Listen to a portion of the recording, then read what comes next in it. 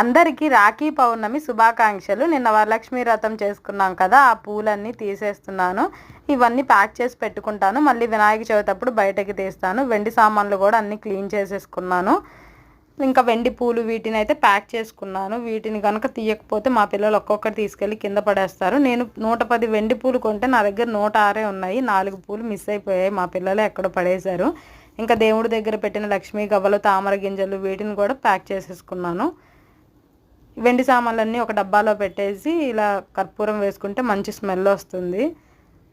ఇలా ట్రై చేయండి మీరు కూడా. ఈరోజు పౌర్ణమి కాబట్టి అమ్మవారి రథం అయితే వచ్చింది, విగ్రహాలు అయితే రాలేదు.